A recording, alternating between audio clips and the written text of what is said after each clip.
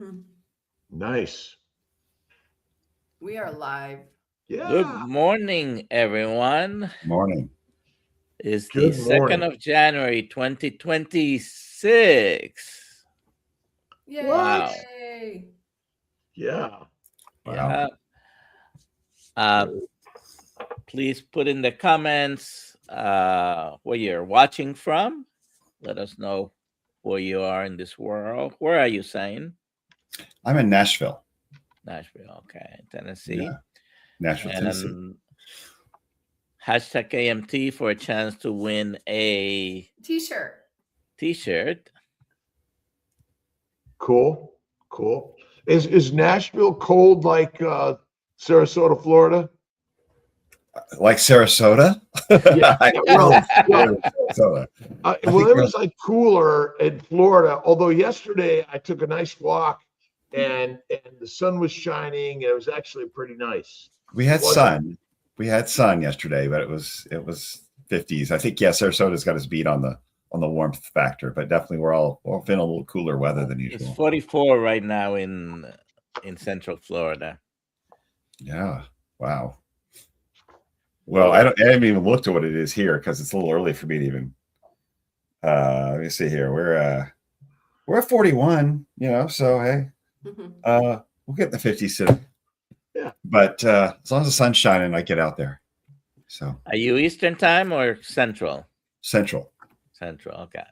Yeah. So it's. Thanks for getting up extra early today, Zane. We appreciate you. Oh yeah. It's happy to do it. All you're doing in this beautiful world of helping us heal and spirit of energy, because we're questioning everything, and maybe I could just ask you a quick question and a little bit for people to tell us a little bit about your background and how you sort of found yourself in this health and wellness space, and how you've seen the changes through your experience here. Okay. Well, yeah, absolutely. Happy to. Going back into my 20s, actually, I've been lifting weights, that kind of college kid stuff, beefy college kid. But my mid 20s, I'd seen my uncles struggling with heart disease, one of them heart disease and diabetes or stroke. So we saw all these things I didn't want for my life. And for some reason in my mid 20s, I had this sense of mortality about what we're now calling metabolic disease. This is back in the 90s. I saw that consistently happening in my older relatives. I don't want this. My dad, who had paid attention to his diet, it wasn't perfect, and he'd exercised. He wasn't struggling like his older brothers were with these same problems. Wasn't even close. And so I thought, okay, there's something to this. This is not genetic, or it doesn't have to be. How can I affect this? And it got me curious and started experimenting with diets back in my 20s. Starting with really my first experiment was vegetarian vegan diet, which I ultimately not where I landed, but I spent about 3.5 years trying to make that work, and it helped. And I learned a lot from it with food, learning how to make my own food, understanding more about food, got me reading, got me investigating. Because back then it was all books and experimentation, right? We didn't have this. We didn't have YouTube. We didn't have access to every study on the planet at our fingertips. And moving forward from there, that experiment didn't end well. I got run down.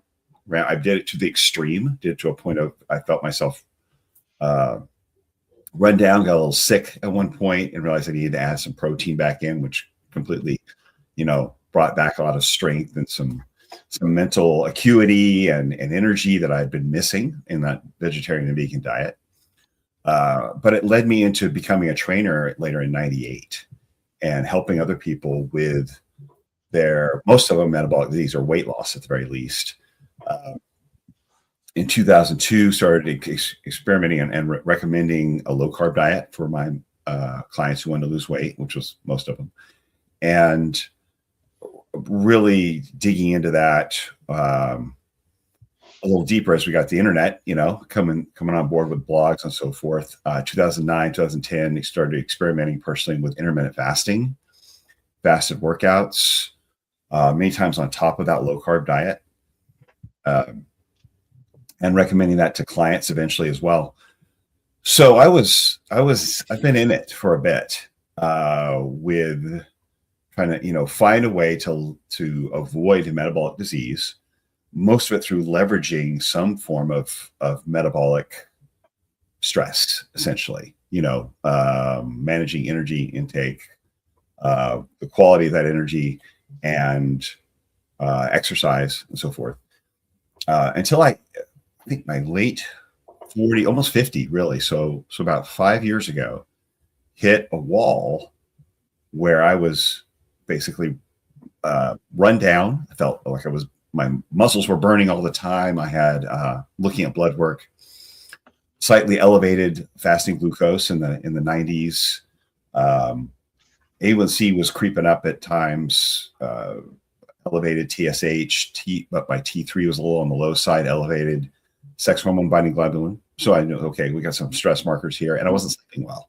And I was just disrupted sleep, not recovering from workouts, and that's why I had to make some changes. I had to, all these things that I had leaned on for many years, over a decade, weren't working for me, and I'd been telling everybody to do them as well. So I had to step back and check my ego and start questioning some things that I had really held on to pretty tightly as being great tools, and think, okay, have I over leveraged them? What's the real benefit here? How do I toggle these things? And through that adjustments of the last 3 to 5 years, have really made some big changes to the way I approach diet, essentially. And that's kind of where we are here, where we're having this conversation, where I had to eliminate the intermittent fasting, and then started adding carbs in, and checking blood work and seeing how those changes over time impacted those markers I was watching, and how I felt and how I slept. Are you in your 50s yet? I'm 55. 55. Yeah. And so you've really been in the health and wellness space for a long time, working to sort of, and experimenting on so many different things. Correct. Where do you sort of put the carnivore experience now compared to your, would you call your experience now more keto with some plants added to that? And how do you feel, and what are your thoughts on that? Currently, most of my calories come from carbohydrates, actually. That's where I am right now.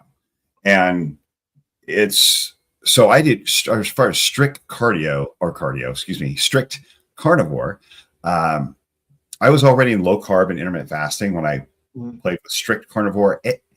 I actually did not feel well on strict carnivore. I lasted about 2 weeks. I felt like I couldn't get enough food. I felt very dehydrated.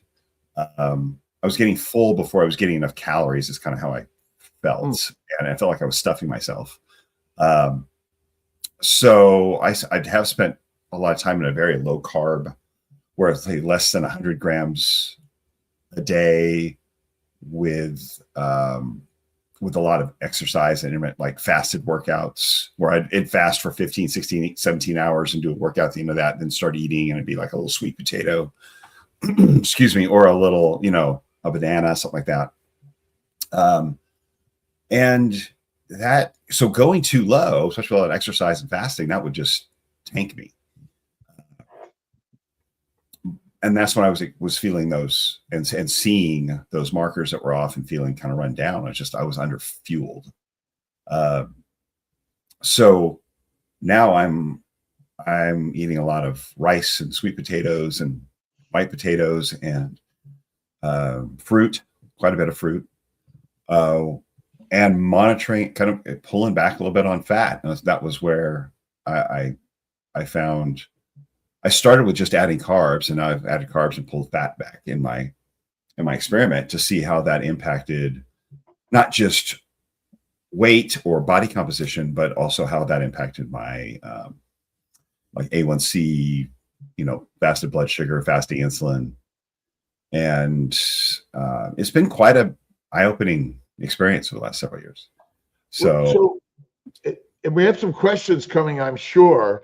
And I mean, where do we have all these definitions, and carnivore, ketovore, vegan, vegetarian, Mediterranean, and do you think, obviously there's some similarities in all our biochemistry and physiology, but where do you kind of put the environments that we live in, and how we sort of find ourselves in a space of, hey, this works best for me?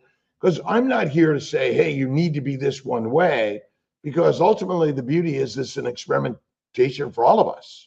Correct. And do you think that carnivore is just not work? It doesn't work for anyone, or really it's, hey, you've got to experiment on yourself and figure that out, because maybe there are some epigenetic variances in all of us through our thousands of years of cultural evolution.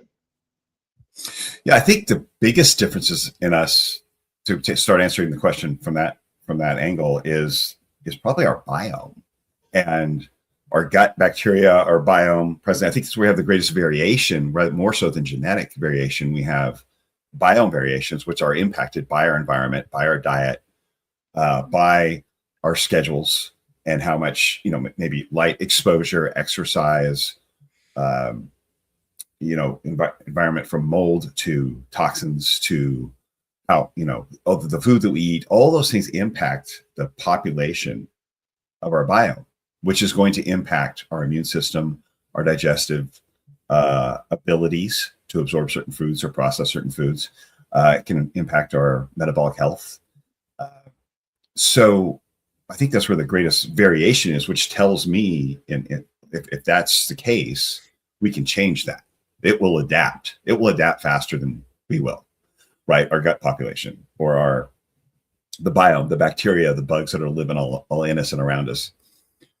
And I think we're very adaptive creatures. I think in a previous discussion, I mentioned, we're not the strongest or the fastest creatures on the planet, but we've reached to an apex level because of our brain and because we're adaptive. We're highly adaptive, and our bodies do adapt to our environment pretty well, and it gives us a lot of variation in what we can eat and what we can do to survive. And I think that's where I got caught was over leveraging our adaptive response to survival. And I stayed in a place that created a lot of stress, metabolic stress, that was meant for survival, not for optimization. And so that's why I had to figure out what is optimal, not just what can my body survive, or what can I do that my body will adapt and survive. What was the downstream impact of those adaptations? And sometimes I believe what I believe is long-term keto and carnivore, for many people, there are risks they should be aware of, to watch for. So if their body starts adapting in that way, over time, they need to make adjustments or make some changes, like to thyroid, to just basically the impact of stress, of metabolic stress, how hormones start to shift. And that's where I've seen some issues with people who are on a very low carb diet, who are having high A1C, higher blood sugar, which seems counterintuitive, higher fasting blood sugar, and low energy, and some other symptoms we can talk about if you want, that I've seen alleviated by adding carbs back into the diet.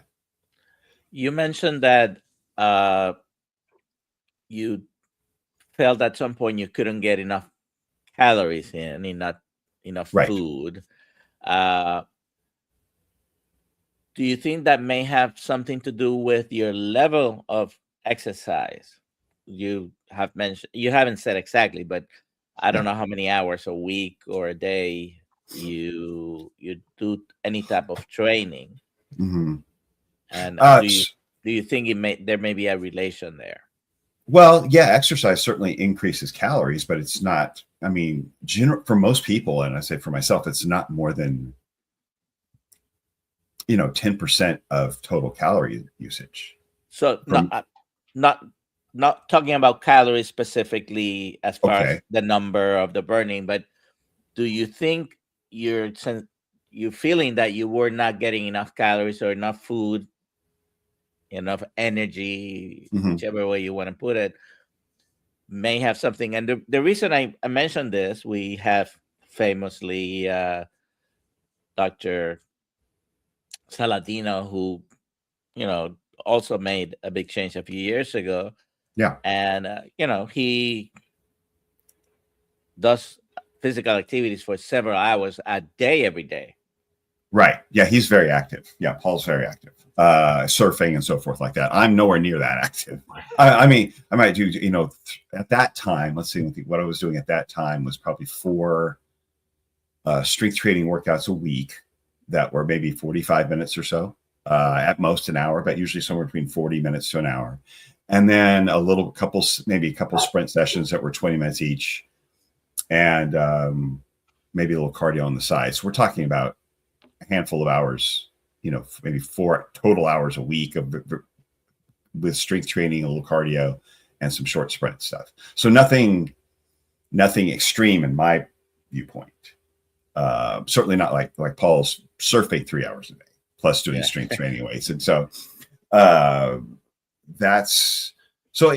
wasn't doing extra, but I could feel the lack of recovery, and I could just by looking at calories and knowing what my base metabolic rate was and what I needed, I just knew I wasn't getting enough food, and I was back in the place where I was when I was doing a lot of the low carb and fasting and under fueling. It was a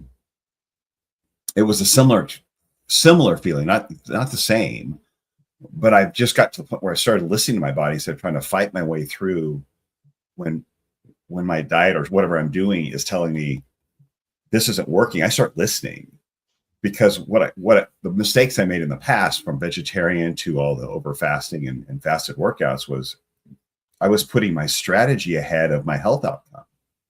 And I would say, oh, well, I'm just not. So if there's something wrong, I need to do it. I need to diet harder. I need to do this harder, instead of stepping back and looking, okay, maybe what I'm doing is off, isn't adequate for my needs. Am I not just doing it well enough? And so it's like vegan harder, right? Low carb harder, fast harder. But when my body's telling me this isn't working, and my body should have more energy, should feel good on it, should recover well, should sleep well. And so that's why I had to be that's why I think I was a little less time in the carnivore and really keto even. I had to pump the brakes, because I was getting those signals again, like this isn't working.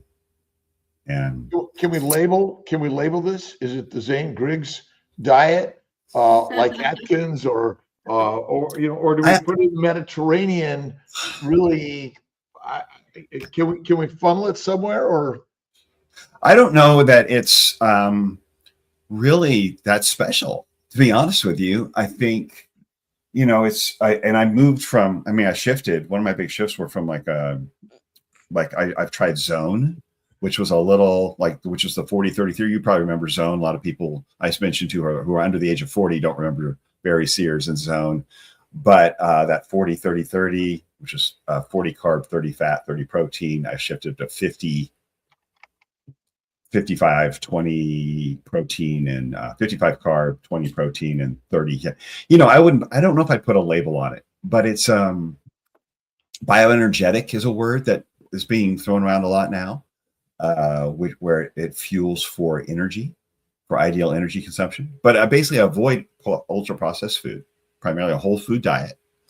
And I don't think it's much different than some of the indigenous tribes we see out there, even currently, not just historically, but like the Tucasinta, the Catawbans, the Chimani, which all they're lean, they have great heart health. I'm not saying those are the ideal diets. Some of them are very plant-based because that's what's available, but they're in that some of them are 60 to 80% carb. I'm not quite at 80, but at 15 to 20% fat, maybe 10% protein. Okay, And so they're doing very well. so can we say animal-based, plant-based? Because we either eat whole foods or either animals or plants, Or both. and no animal eats carbs or proteins. They truly eat either plant-based or animal-based. And maybe it's more fat-centric animal-based or lean meat animal-based. What are your thoughts on that? Because you say you don't eat processed foods, Correct. but so that must mean you eat primarily plant-based with some animal-based, but is it more leaner-based, or do you focus on the fattier cuts? I try to stay leaner right now. And that's just because I'm on camera with my shirt off pretty often. And because I don't think the fat is unhealthy. It's just that if I know I want to be leaner, I pull back on the fat. And if I was going to be more active, I've increased my activity more like Paul, let's say, for example, or if I was going to be like train an athlete, if I was training an athlete who was someone who was training 2-3 hours a day, or just very active, fat could come up a bit to 25, maybe 30% of calories. Whereas when I'm trying to lean out, I take it down to 15%. So we can look at, I think omnivores, there's plenty of other omnivore animals like anyone in the pig family. So like bears, right? Pigs. And so, yeah, they have to hunt and forage, but part of our adaptation and our brain that helps us live as long and survive as long as we have is that we create technology, right? We cultivate our food. And I don't know that we'd be able to find these fattier cuts of meat that many of us are eating now if we had to hunt them. We don't see a lot of fattier animals out in the wild, like deer and moose and those kind of things. You might, unless you found a hippo, but for most people, it's like ruminants, it's giraffe, it's antelope, it's sheep, maybe. And you put a cow in the wild, put a cow in Costa Rica that's got to live off the land. It's got to eat grass instead of being fed other things. They're pretty, scrawny looking cows.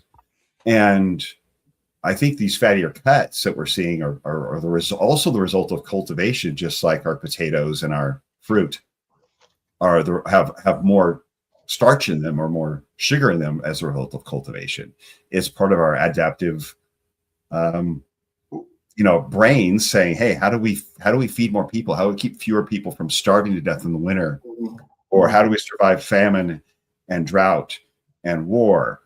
Or how do we build communities? How do we build empires? Through cultivation of both animal and plant foods. Are primarily Mediterranean kind of lifestyles, and I say lifestyle because it's not just about what you eat, it's also about how you live. True. And how you commune and those sort of things. We're not born to be gladiators, truly. That's what a small percentage. We're built to commune together in a very sort of complex yet simple lifestyle. And we haven't proven that carnivore means you're going to live better or longer yet, have we? No. I don't know that we've seen a carnivore culture out in hunter-gatherer tribe. I think other than you might say, Eskimos, Inuits, as a term is now. But where food is available, humans eat it.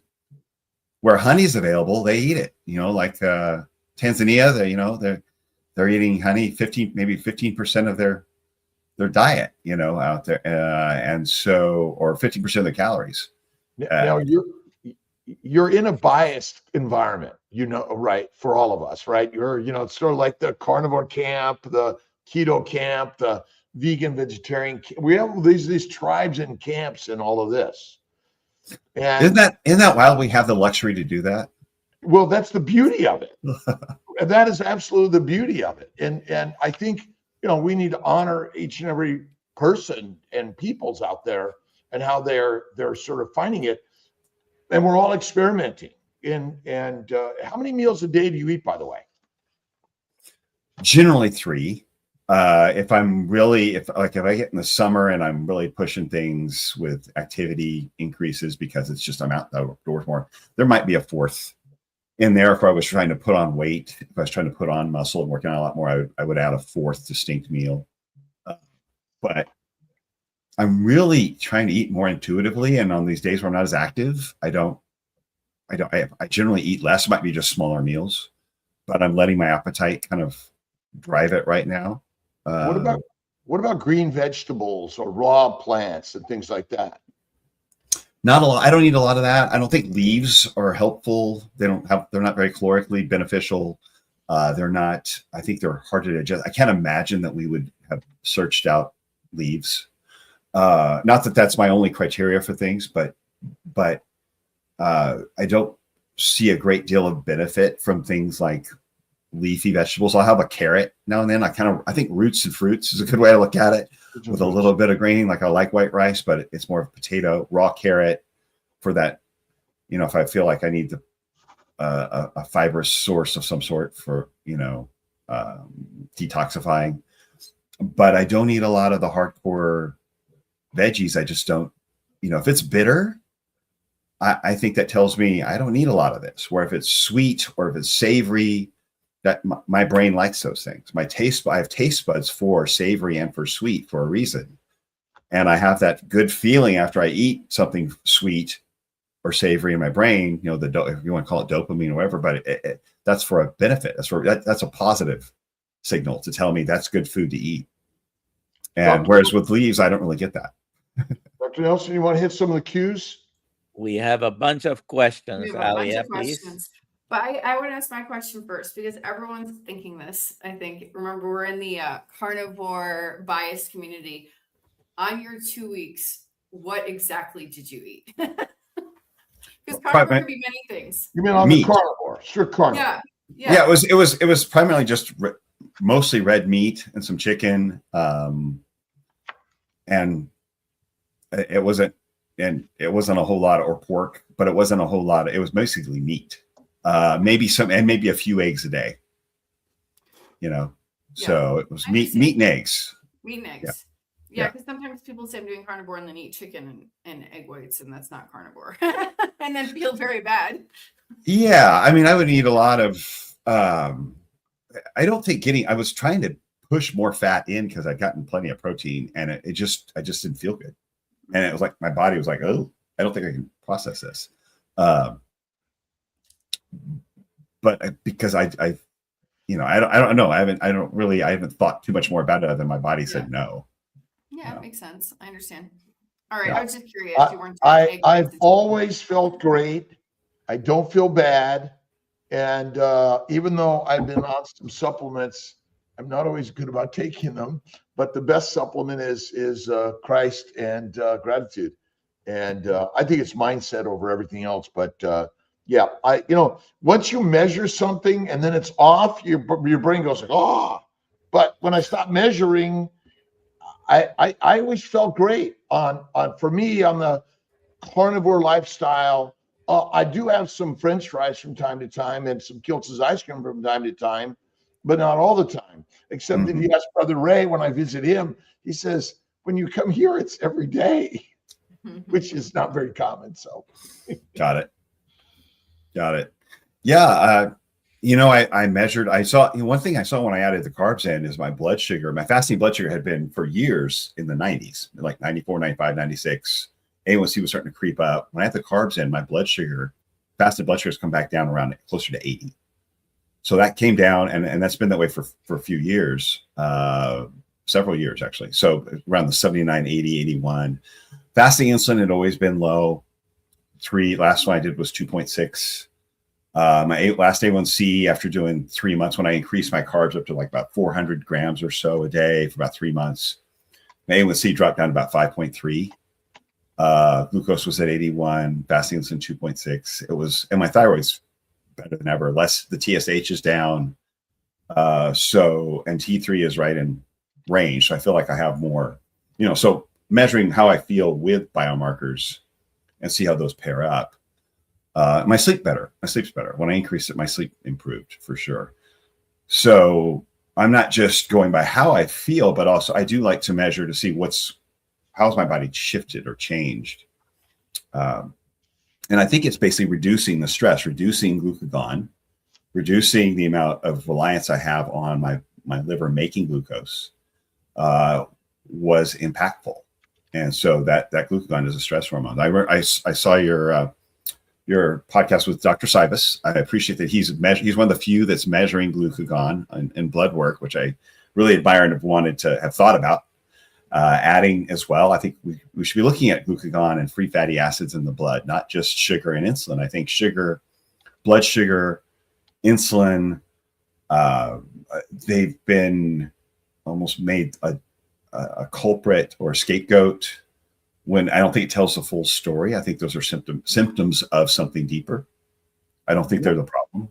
Nothing our body makes is actually pathologic. It's what we eat and how often we eat that tends to be the most pathologic problem. Because, so I mean, that's my 2 cents in this, because again, whether you're a vegan, vegetarian, Mediterranean, pescatarian, or carnivarian, there is a lifestyle that actually will lead you to live longer. But for many of us, carnivores certainly help tremendously. So next question. I think it's great. It's very helpful for, like you said, removing the things we put in that can be pathological. Yeah, I agree. Chuck asked, Dr. Kiltz, I know you're not about numbers, but do you feel a difference since you changed your supplements in relation? I answered that. He answered that. Oh, how did you answer that? I was looking at somebody else's question. That was the whole conversation. I missed it. I knew I heard about numbers somewhere. Okay, Irish breakfast. What would you say about someone who struggles with physical and mental fatigue? Somewhere here, Irish breakfast says. Zane, any comments? I'd have to look at what they're doing now. I think, depending on, and that's where I would look at numbers, like what is causing that. I think a low thyroid, a low T3 would cause physical and mental fatigue and weight gain and so forth. And so, so I would be looking at T3, and looking at what they're consuming, I mainly eat a vegetarian diet, some eggs and fish, lots of vegetables, but experience fatigue. I eat only meat on occasion. Interesting. Well, you mentioned the microbiome. Maybe you could talk a little bit about the microbiome going a little out of control. I think metabolic disease has more than one stimulant or pathology that can be created, but I do think it all comes back to how it impacts the mitochondria's ability to make ATP or make energy, and that's where we start getting into. That's when the body responds with stress hormones and elevating some of these responses. But I think one of the factors could be endotoxin, and I think that's been shown. You can see that in the literature that endotoxin or dysbiosis in the gut. When you have an imbalance there, you have an increase of one of those endotoxins is called lipopolysaccharide or LPS. And when we have a leaky gut, those LPS can escape, get into the bloodstream, cause inflammation, create a lot of inflammatory markers that impact the mitochondria's ability to make energy. And they see this in the heart, in the mitochondria in the heart, in the liver, and in muscle. And that can cause that impact on those mitochondria ability to make ATP, then leads to the stress response of the body to try to make up for that. And that's where that's to me where I see the beginning of metabolic disease is adapting to that. So in one sense, a disrupted gut or dysbiosis can certainly create metabolic disease, which I think one of the benefits of a low carb or carnivore, because done right, it eliminates a lot of these processed foods that can stimulate that dysbiosis or the LPS creation in the gut, as well as heavy metals, glyphosate, the other chemicals that can impact that. So as elimination diet can be very impactful for alleviating the dysbiosis, which then alleviates the trigger for the metabolic disease. Just wanted to redirect to this question, if you could. I know there's not a lot of information. Sometimes people ask questions, but they don't have enough space to put all the details. But this person that eats basically a vegetarian diet with some fish, eggs, and rarely meat. Okay. Yeah. I felt very low energy when I was eating very low carb or very low meat or vegetarian or vegan diet. Like didn't have eggs, didn't have meat at all. Low energy was definitely what I experienced. Low mental energy, especially when I added the like fish and eggs and some whey protein on a daily basis, after being vegan for 3.5 years. My mental energy is what I noticed right away, where I forgot to drink coffee for 3 days and didn't realize it till it kind of like, wait, I haven't had coffee for 3 days. Oh my gosh, the lights came on in my brain when I added the animal protein and fats back into my diet. And then my energy improved to the point like, oh, I was recovering from my workouts. But I think if depending on, obviously there's not a quantitative information here as to how much he's actually eating, but I would say bring those animal proteins and fats back into your diet. Those should be your primary fats. Sources of fat should be the animal fats, and they're great sources of energy and for mental health. They're essential. All right, thank you. Sure. Question. Let's see. This is a carnivore question. Cam, I haven't seen much about eating ham on the carnivore diet. Is it? Whoever wants to answer that one. Zane doesn't have an answer.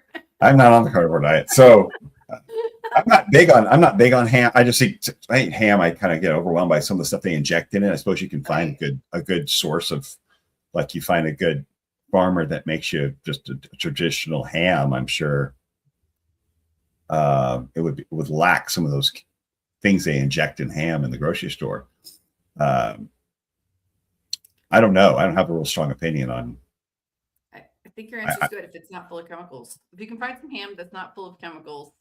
Yeah, I wouldn't make it my primary source of meat or protein. I don't know that's, but if it's in there here and there as something you enjoy, yeah, go for a clean version of it.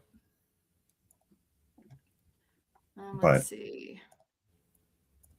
Bacon Runner, how much were you eating when you felt like you couldn't get enough food on carnivore? I estimate it was close to probably 2,000 calories, maybe 2,100, 2,200, just based on how much I was eating and what I was eating.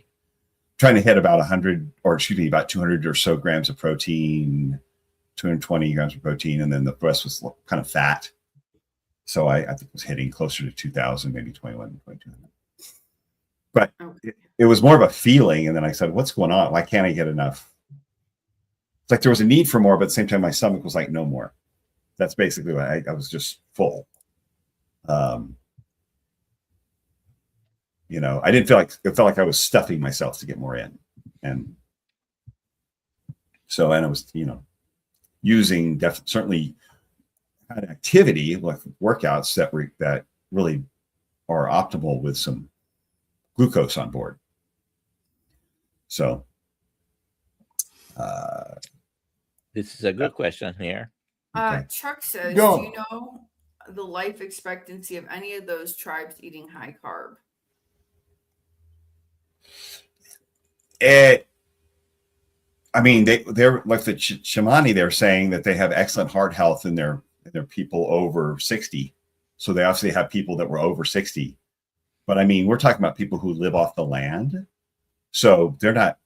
They have hard lives. They're moving a lot. They're hunting, gathering, maybe cultivating some of their corn and some of their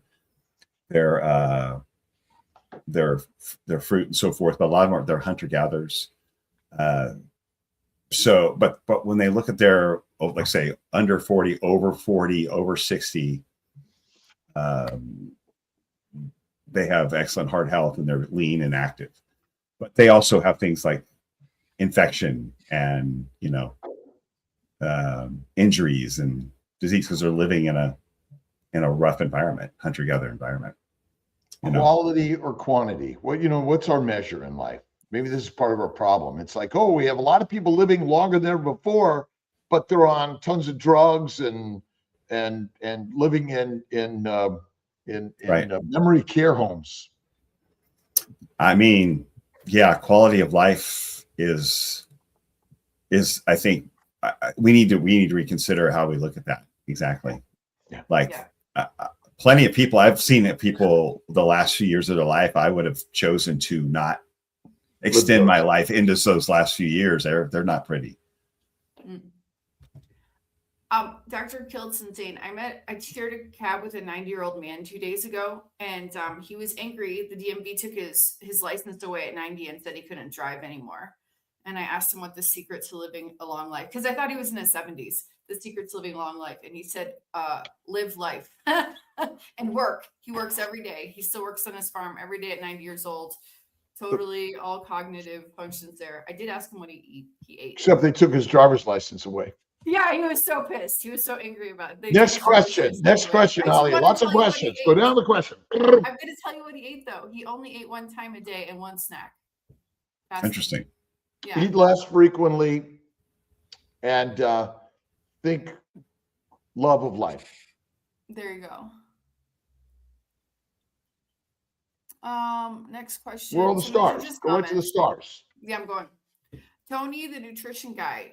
How much were you eating on carnivore? How did you break your fast? Intentional workouts plus lean meat plus breaking fast with fruits or veggies. Would you stress your body in my experience?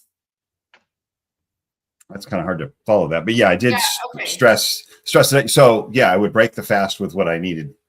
So when I was carnivore time, it was I wasn't even fasting anymore. I was just eating because I was trying to get as many calories in as possible. So I was eating 3 meals because I didn't think I'd get enough with the fasting. When I was doing fasted with a little bit of carb on board, it was fasting with, it was right after a workout. So it was protein and sweet potato or protein and a couple of bananas or something like that. So it was that simple. Nothing. Okay. It wasn't overabundant. Yeah. Next is carnivore muscle. Jonathan, would Zane debate Bart K or I? I have very little respect for Bart K. I've seen how he speaks to people. He's a bit of a troll, honestly. I saw what he took apart Lisa Wiedemann's video where she was explaining the things that she was dealing with. Very disrespectful. I'm not sure of the point. I love having this conversation with Dr. Kiltz because he has an open mind, open conversation. I feel like we're two people here who are looking at the same puzzle, trying to solve the same puzzle, but from different perspectives and different levels of experience. But it's for the same purpose, which is to help people. We're just coming at it in an agreeable way, not because we agree on everything about the diet and lifestyle, but because we agree and we both want to serve the same purpose and help people. We're just coming. I like solving the puzzle maybe from the corners, and he's looking at it from another part of the puzzle in the middle, and he's building out that way. And I think we have these conversations where we're collectively trying to solve this puzzle and letting each person have their own perspective and inputs. Whereas a debate where I'm just arguing and who's right or who's wrong, and then we have the crowd cheering like it's some sort of gladiator match. That seems very self-serving and not really progressing anything anywhere.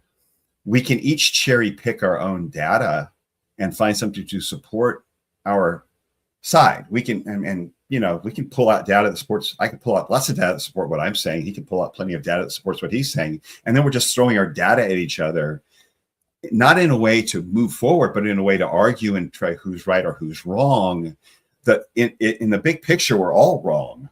because none of us, we all have a very small view or understanding of what we're actually trying to solve.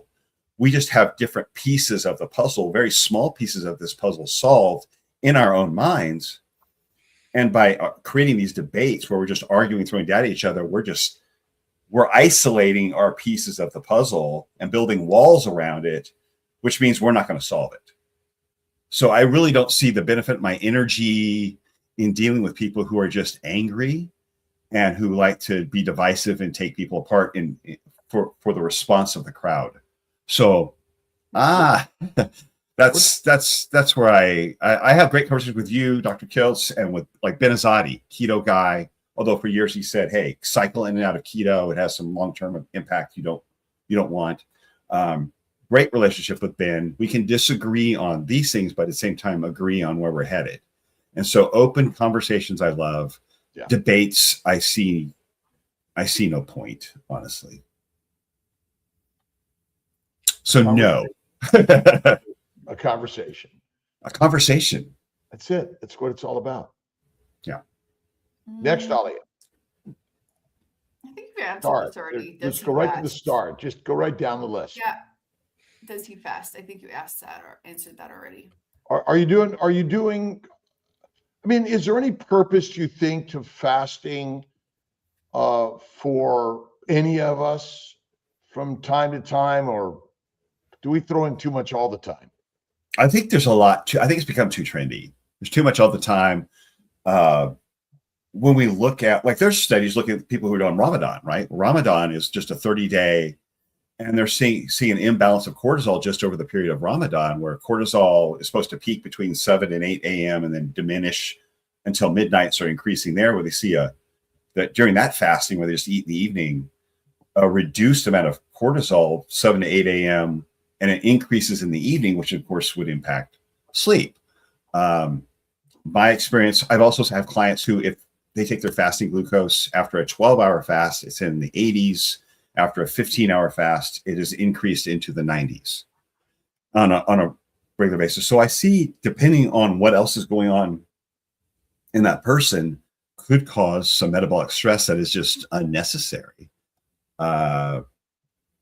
For that, we need to look at all of the downstream or the impact of these habits. If you're trying to eliminate something, I understand. I don't think it's a good weekly weight loss tool. I would not recommend it for that. So I think it depends, but I wouldn't use it on a regular basis. I think it's become way too trendy. I over leveraged it myself, so I don't recommend it anymore. All right, Tony, the nutrition guy. What does my body doesn't like this? What symptoms did you have? On the carnivore, I guess, is that what? Yeah, on the carnivore. I didn't feel good. God, which one is that? Everything.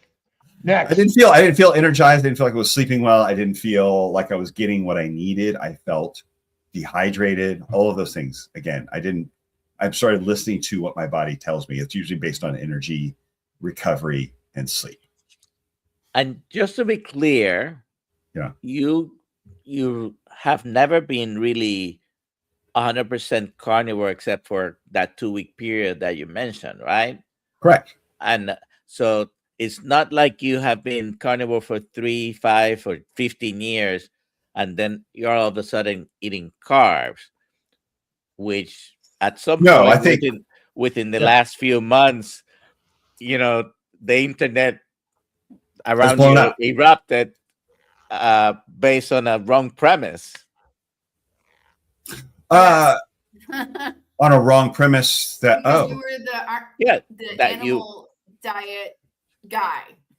Animal guy. And then animal was never meant to be, in my view, what I was told, animal was about looking at the role of meat in the human diet. When I came on, it was not about the carnivore film. It was when I spoke to the director about it, who wrote it, he said it was never meant to be, this is the way to eat. It was, we're asking questions about, even the last line of the film was, could this be? It's a question. My role was to ask questions. My role was to interview people, not be prescriptive in diet. And I was brought in by the producer because he told me I had a broader point of view than other people. I had a broader scope or broader viewpoint about diet than someone who was he didn't want someone who was just carnivore asking the question. Well, and really what we're saying is much of this is we've forgotten our ancient meat-centric lifestyle. Mm-hmm. And it's just saying, hey, don't forget that in our true nature, animal products were part of who and what we are. We've kind of, in some way, thrown that out. And again, it doesn't have to be eat mostly meat and very little plants, but it should be part, or historically it's been part of our evolution. Yeah, I think it's the healthiest fat source we have. What is that book, and Dr. protein Kiltz? source. Oh, this is Schlank's book from the 40s, Meat 3 Times a Day. That's a good plan. It's a good book. I mean, it's a good book. And all he said was people who ate more animal products and fatty meat, organ meats also, tend to be healthier than those that ate a plant-centric, low animal meat diet. And, and my point in bringing up these indigenous tribes that are eating 60 to 80% carbohydrate was is not to say those are prescriptive, but it's to show that they have no signs of metabolic disease. They have excellent heart health for how long they live, because the rest of their life is pretty hard. But if carbohydrates as a whole caused metabolic disease, then they would have evidence of it, because 60 to 80% of their diet comes from carbohydrates. If carbohydrates cause metabolic disease, which was my whole approach at the beginning, was how do I avoid or reverse or prevent metabolic disease? The first thought, it's got to be carbs. So I said carb insulin hypothesis. Well, I don't think the carb insulin hypothesis has held up. And when we look at these indigenous tribes who eat 60, 80% of their diet from carbs, there's no evidence of metabolic disease or heart disease. And those are the things I was trying to avoid. Yeah, and I think our biggest problem is a raw plant-based, processed plant-based, which is ultimately damaging the liver, which is leading to a lot of insulin resistance and other problems, which lead, and then the metabolic or microbial problem, which we're just basically the day you're born and the day you die. It's kind of like we're on a feeding fest, and nobody ever gets off of it. Sure. And you're being what's the right word I'm thinking? Purposeful in how we should be living. It's not focused on just food. It's focused on, okay, here's something that works for me. We're seeing it. I mean, ultimately, I know for myself, carnivore helped me heal a lot. Mm-hmm. I don't only eat meat. I eat mostly meat in all of this. And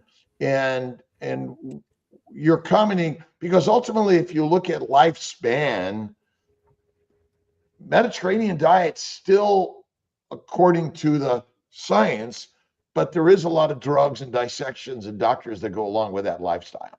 That's one of our problems. Yeah, and I think Mediterranean diet was a marketing plan, to begin with. If the Mediterranean diet, as we have heard about it, was to sell olive oil. Right. And I'm Italian, but I'm saying it as sort of culturally. Culturally, I agree with you 100%. Yeah. If we look at the real Mediterranean diet, not the one that's been marketed to us by Harvard, and other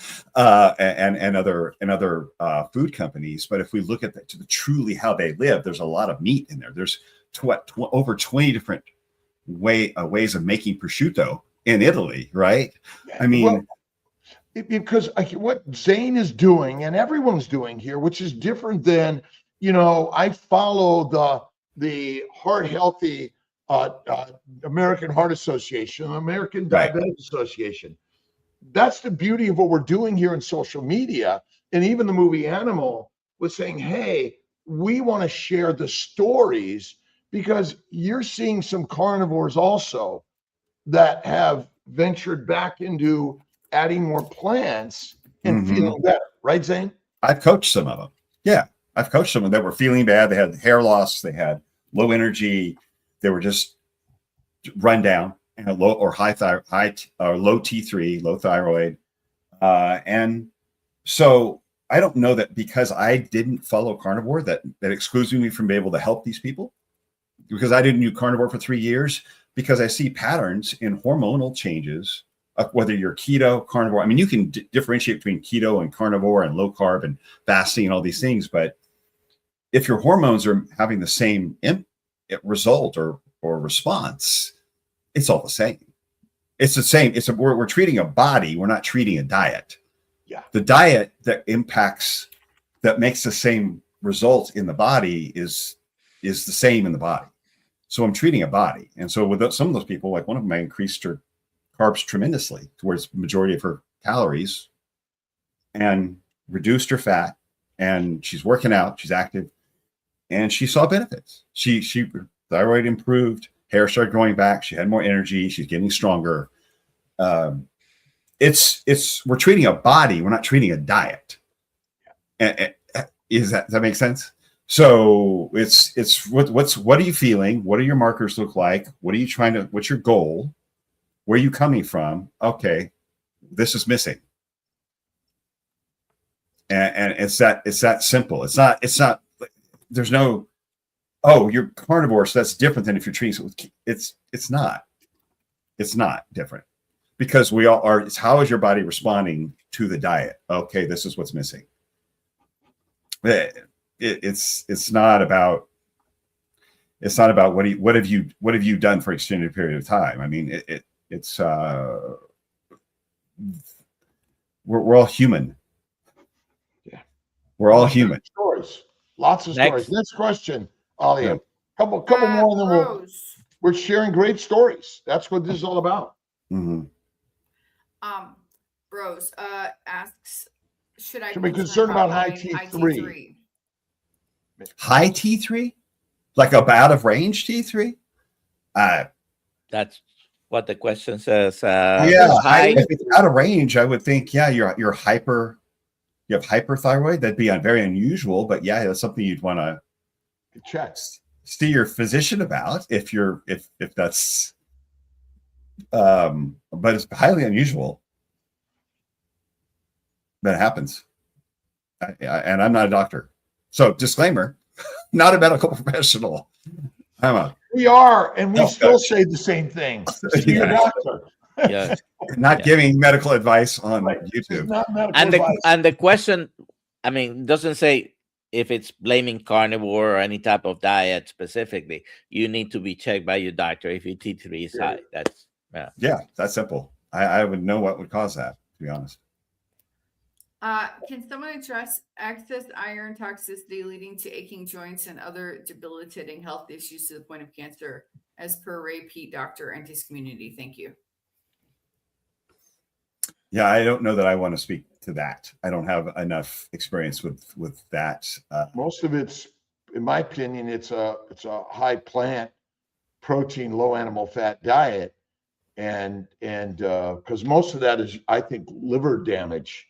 Anyway, but it's a problem. There's a lot of iron overload, but it's not from eating strictly fatty red meat. It's usually plant heme iron, not heme iron from animals, but from plants. Non-heme iron is what creates toxicity in the liver. Yeah. Because plants microbes damage the liver more than anything. And think about it. The liver is the first organ to see everything that got into your gut. Absolutely. Because all the blood flow of all the gut goes right to the liver. And fat, when you eat it, raw fat, when you eat it, does not go to the liver. It goes to the lymphatics. And so it tends to be the microbes that are flourishing in that environment. I mean, SIBO is very common, unfortunately. Yeah.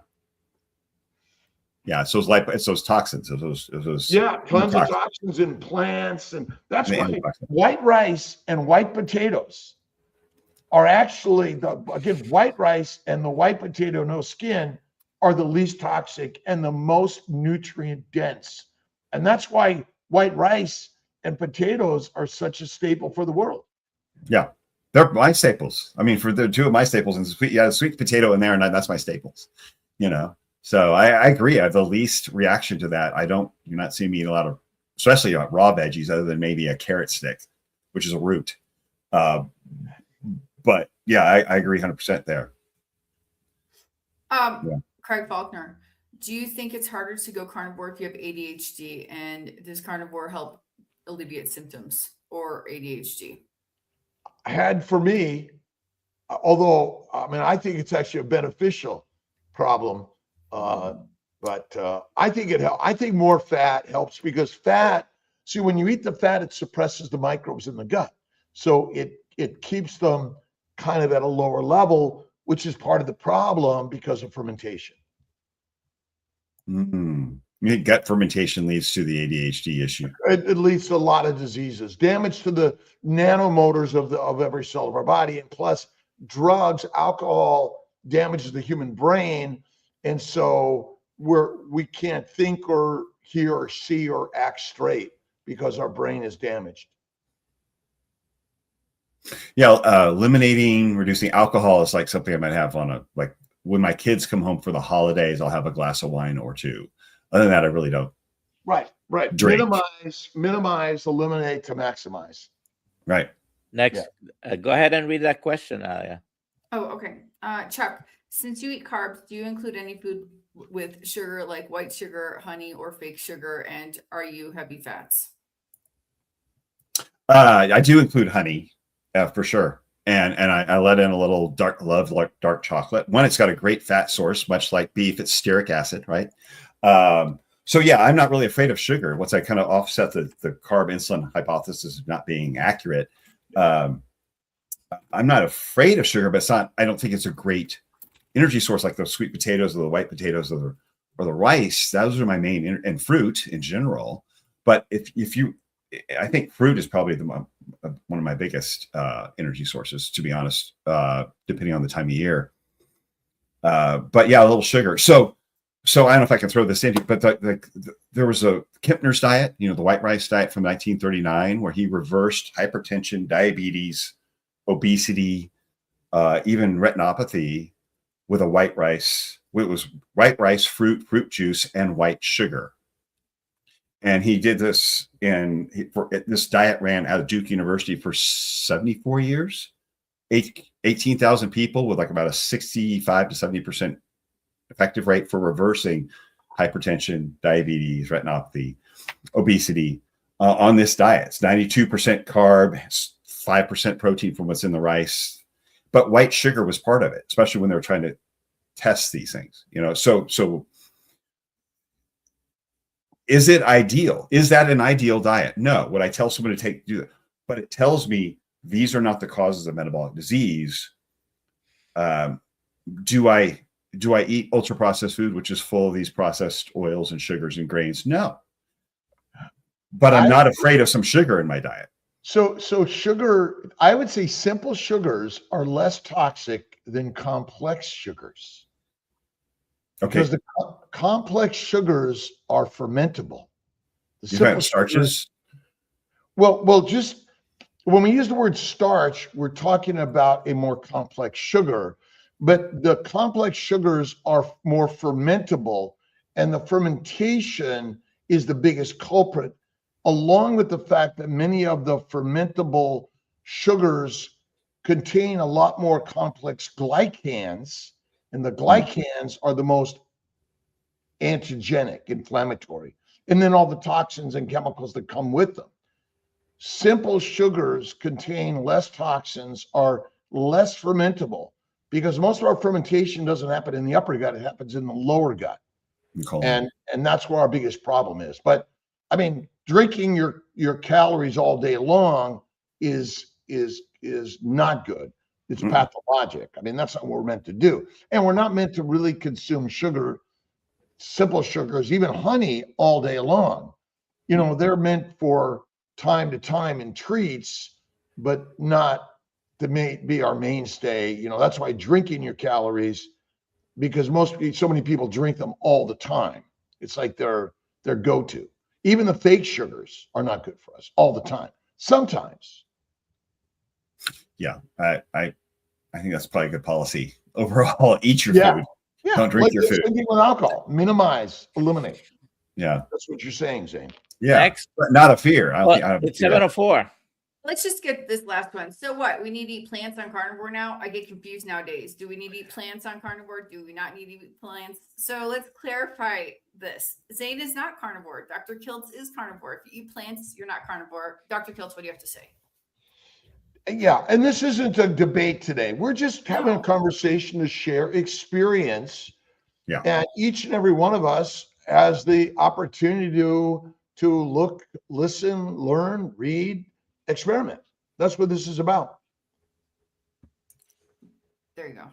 All right, let's do the giveaway. Oh, While I'm pulling the giveaway, wait. Just there you go. oxalates from potatoes and sweet potatoes. What's your thought on this, Zane? I am eating them. I have not experienced. I don't have any negative experience with them. Sally Norton is a good friend, and I respect her greatly. I listen to her. She's warned me about the sweet potatoes. I am not fully decided. This is something I'm not fully decided on, to the point that I'm including them in my diet. So I think there's other aspects of our health that would impact the way our body handles oxalates that I don't fully grasp yet, to where I can sit here and explain it confidently. Well, and I think that a well-cooked potato and rice is going to be a lower oxalate load, but not a no oxalate load. So it all depends on how your body handles these things also. It is. Yeah, it's low. We can't be no oxalate. That's almost impossible. Right. I mean, except maybe carnivore. What about coffee? What's your thoughts on coffee? Right here, I got my coffee cup my daughter gave me. It says Carb Addict on it. I love it. Yeah, my daughter gave it to me for my birthday. When I do, I love coffee. I got down to a quarter cup at one point in my early 40s, and we had our fourth child in our 40s, and I'm like, that's it. I'm done. I'm back on the coffee train. So that was 15 years ago, and I haven't turned back. Nice. So God bless you. It's in there. All right, now let's do the giveaway. Right, and then we'll get Zane to give a final comment. Okay.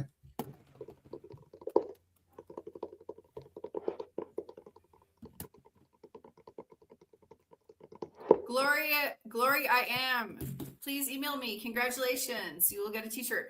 Alia@DoctorKiltz.com. I'll put that in the chat. There we go.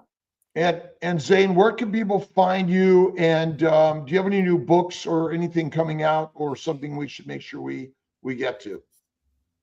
Well, ZaneGriggs.com has all my socials. I'm pretty active on Instagram at Zane Griggs Fitness, but ZaneGriggs.com has my socials. It's a free download on there. So what I'd love to let people know, if they want to know how I coach or what I'm approaching, it's a PDF basically. It's find it under free40plan.com, but basically it's my Fit Over 40 plan. It's a free download, and you can see how I approach diet, exercise, recovery, the biomarkers I looked at as far as the ranges that are in there. Those are all included. So happy to let people have that free 40 plan. Again, you can find a link to it on my Instagram or website, YouTube, wherever. And we'll make sure we have links to all this on Dr. Kiltz and Kiltz Mighty Tribe.